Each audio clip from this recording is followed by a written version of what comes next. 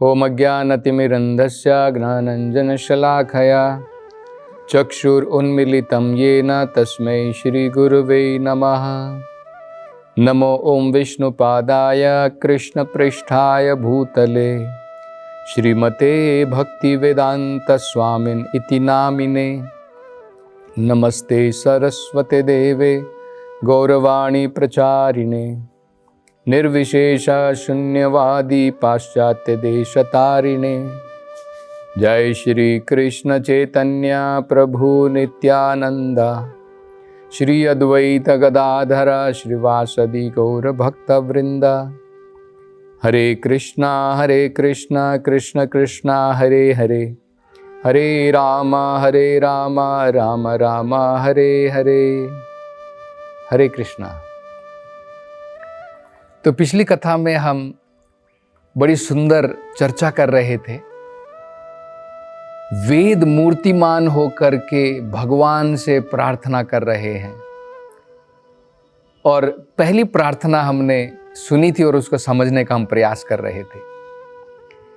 पहली प्रार्थना में उन्होंने कहा था, हे भगवान आप अजिता हैं, आप अजय हैं और आप षड ऐश्वर्य पूर्ण हैं।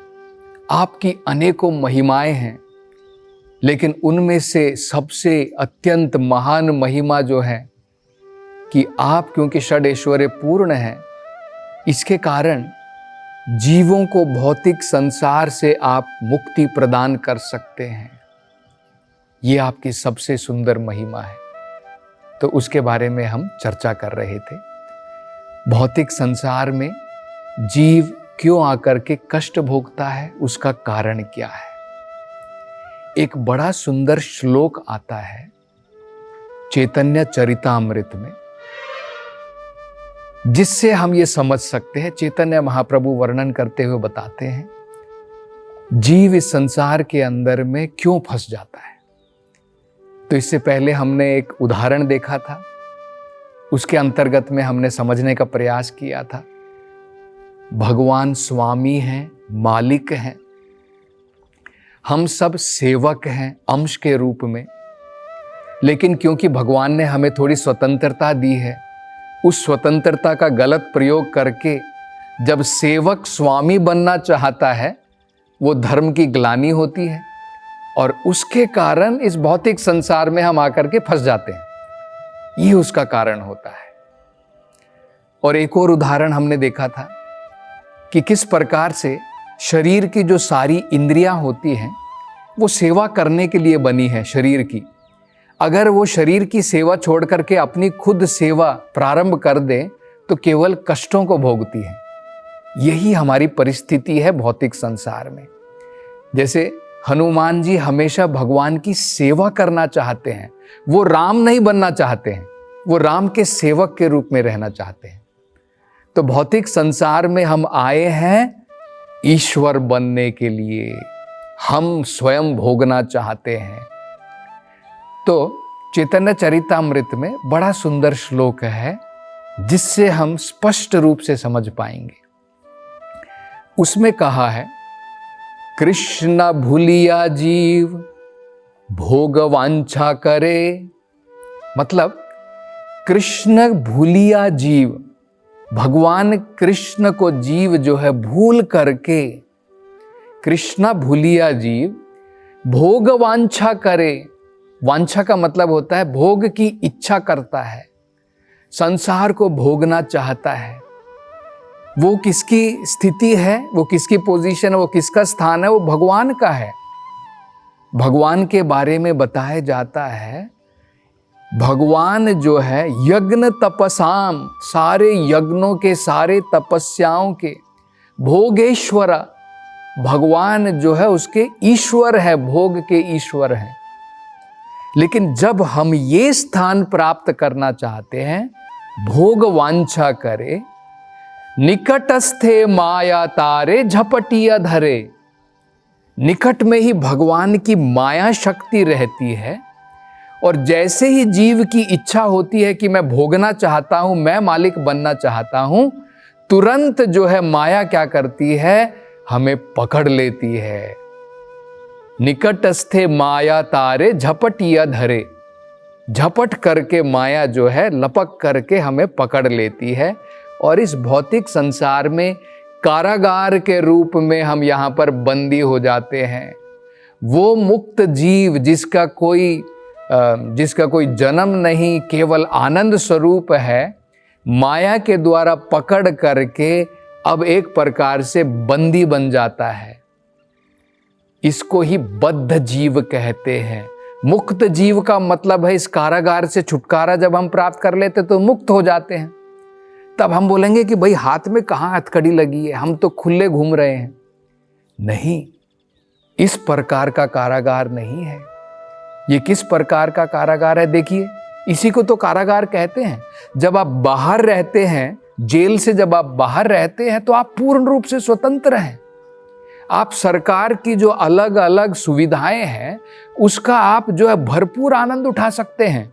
लेकिन अगर आप जब कारागार के अंदर में रहते हैं तो रेस्ट्रिक्शन लग जाती है। हर एक चीज आप जो है यहां पर नहीं भोग सकते हैं। अगर आप जेल के अंदर में सोचेंगे कि भाई मुझे रोज जो है अलग अलग प्रकार का मुझे जो है ब्रेकफास्ट चाहिए, सवेरे का भोजन जो है मुझे अलग अलग चाहिए, एक दिन इडली चाहिए, एक दिन सांभर चाहिए, एक दिन वड़ा चाहिए, एक दिन मुझे जो है पूरी सब्जी चाहिए, तो ये हमारे अनुसार नहीं होता है। बाहर अगर हम रहते हैं हम अपनी मर्जी से कर सकते हैं।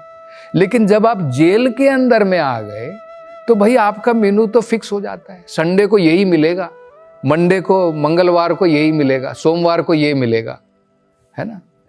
आप जेल के अंदर में आने के बाद में आप थोड़ी सोचेंगे कि भाई मेरी ड्रेस जो है जैसी मर्जी की पहन लूंगा। नहीं भाई, लकीरें वाली ड्रेस मिल जाएगी आपको, एक कैदी का नंबर भी मिल जाएगा। बंधन का मतलब यही होता है। अब बाहर जब हम रहते हैं तो आपको जब गर्मी लगती है तो आप एसी लगा सकते हैं, सर्दी लगती है तो आप हीटर लगा सकते हैं। लेकिन जेल खाने में देखिए कितना छोटा सा रहता है, छोटा सा, उसके अंदर में आपको बड़ी मुश्किल से एक छोटी सी खिड़की मिलेगी। अंधकार में रहता है, बहुत ज्यादा उजाला भी नहीं रहता है। क्यों? कष्ट भोगने के लिए है। इसी प्रकार से भौतिक संसार को आगार कहा गया है। माया आगार, मैथुना आगार। इस संसार के अंदर में हम बंधित हो जाते हैं। हमारा जो असली स्वरूप है वो ढक जाता है माया के द्वारा। माया तारे झपटिया धरे। उससे क्या होता है फिर? माया जिस प्रकार से, छोटा सा उदाहरण दे करके समझ सकते हैं। हम जब बाहर रहते हैं तो आराम से गवर्नमेंट की सुविधाएं, सरकार की सुविधाएं प्राप्त करके आराम से जो है आनंद के साथ में, शांति के साथ में रह सकते हैं। लेकिन अगर हम क्रिमिनल बन जाएं, हम अनेकों प्रकार के हम जो कानूनों को तोड़ना प्रारंभ करेंगे तो क्या होगा? वही होगा। क्या होगा? हम जेल के अंदर में भेज दिए जाएंगे और रेस्ट्रिक्शंस लग जाएंगी, कारागार में बंद हो जाएंगे। यही हाल जीवों का होता है। जब जीव भगवान की पोजीशन लेना चाहता है, इस भौतिक संसार के आगार में आकर के फंस जाता है, माया शक्ति के अधीन में आ जाता है, उसमें कंडीशनिंग लग जाती है, बद्ध आत्मा हो जाता है। जिसका कभी जन्म नहीं होता अब उसको जन्म लेना पड़ता है, जिसकी कभी मृत्यु नहीं होती अब उसको मृत्यु सहन करनी पड़ती है। उसका आभास होता है कि मुझे एक दिन मरना है, बुढ़ापा है, बीमारियां हैं, अनेकों प्रकार के कष्ट हैं, जबकि हमारा स्वरूप क्या है? आनंद का स्वरूप है। इस प्रकार से हम इस संसार के अंदर में बंधित हो जाते हैं। आगे बताया जाता है कि भौतिक संसार के अंदर में दो प्रकार के हमें जन्म प्राप्त होते हैं। एक को कहते हैं स्थावरा, एक को कहते हैं जंगमा।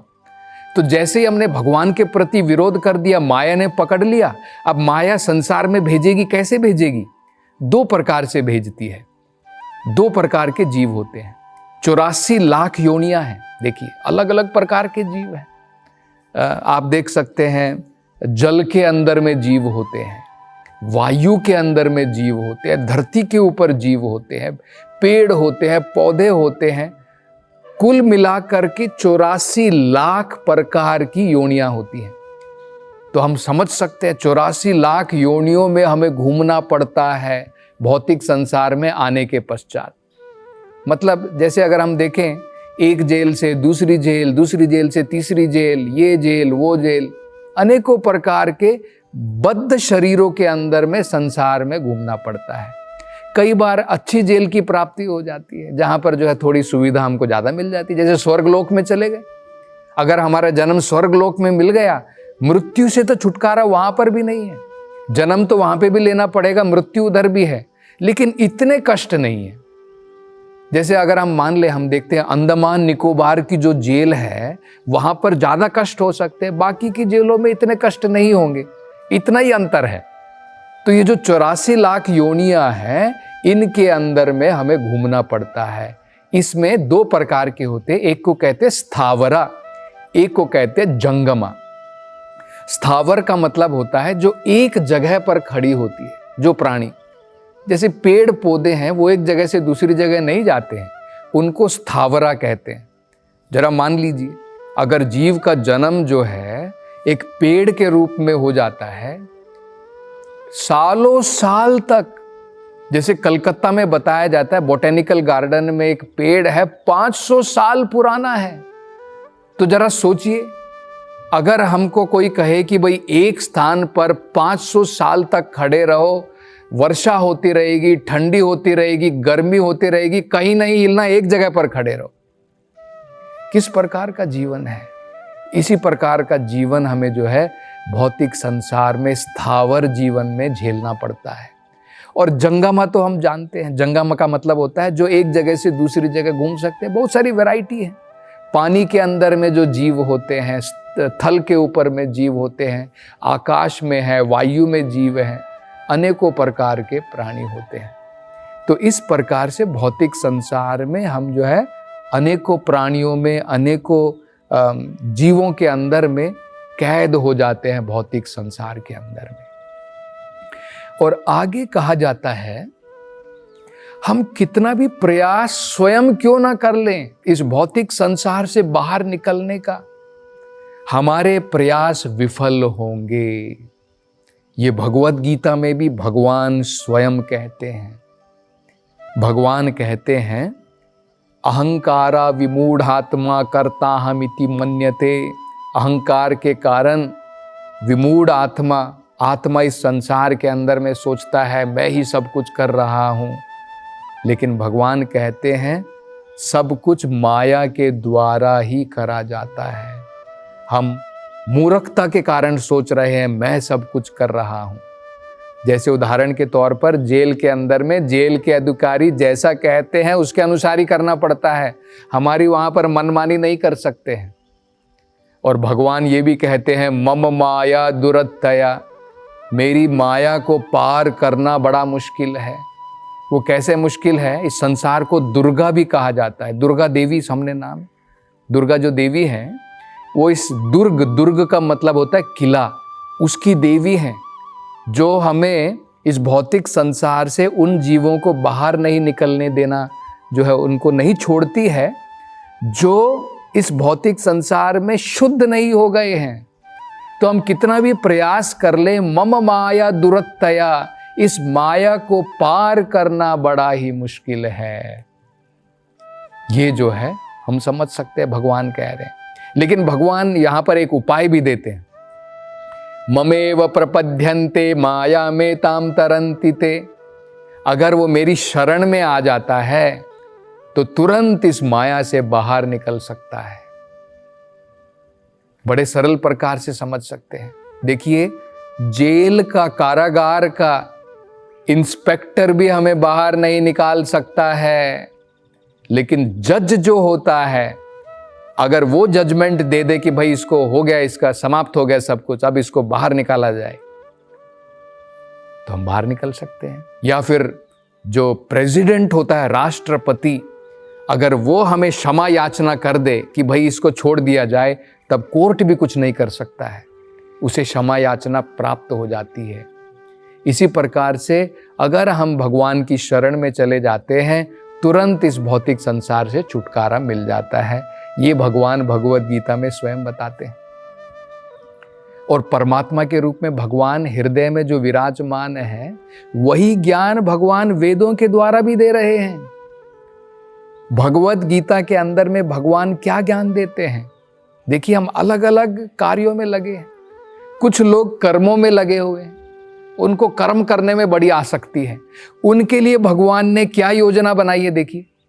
जो कर्मों में लगे हैं, भगवान कहते हैं यत करोषि यत जिहोषि यत तपसी यत अश्नासी, तुम जो भी खाते हो, जो भी काम करते हो, जो भी तपस्या करते हो, कुरु तद मद अर्पणम, वो मुझे अर्पण करके करो, तो उनका उद्धार हो गया। जो लोग कर्म में आसक्त हैं, भगवान ने उनका भी उद्धार किया है कि सारे कर्म मेरे लिए करो। उससे क्या होगा, धीरे धीरे हम शुद्ध हो जाएंगे और इस भौतिक संसार से मुक्ति की प्राप्ति हो जाएगी। इसी प्रकार से जो लोग ज्ञान में लगे हैं, उनके लिए भी भगवान कहते हैं वेदेश्च सर्वे अहमेव वेद्यः, सारे वेदों से मुझे ही समझना है। ज्ञान प्राप्ति के बाद में वासुदेवम सर्वम इति स महात्मा सुदुर्लभा, बहुनाम जन्मनाम अन्ते ज्ञानवान मम प्रपद्यते। जो व्यक्ति ज्ञानवान हो जाएगा बहुत सारे जन्मों के बाद, उसकी समझ में आ जाएगा वासुदेवम सर्वमिति, सब कुछ भगवान वासुदेव है, ऐसा महात्मा बड़ा दुर्लभ है। तो ज्ञानवानों के, जो लोग ज्ञान की प्राप्ति करना चाहते हैं, उनके लिए भी भगवान कहते हैं उनको क्या करना चाहिए। और जो परमात्मा के ऊपर हृदय में योगी के रूप में ध्यान लगाना चाहते हैं, उसके लिए भी भगवान कहते हैं क्या कहते हैं, योगी नाम अपि सर्वेशाम मदगता अंतरात्मना श्रद्धावान भजते यो माम समे युक्त तमो मताः, कि वो सबसे बड़ा योगी है जो हमेशा मेरे ऊपर ध्यान लगाए हुए है, मेरी जो भक्ति में लगा है। और भक्त जो है वो तो शुरुआत से लेकर के अंत तक भगवान की भक्ति में लगा है। तो भगवान जो है वेदों के द्वारा सबका उद्धार करते हैं। तो ये पहली प्रार्थना की जो है हमने उसके बारे में समझा। अब अगली प्रार्थना हम जो है उसके विषय में चर्चा अगली कथा में करेंगे। हरे कृष्णा।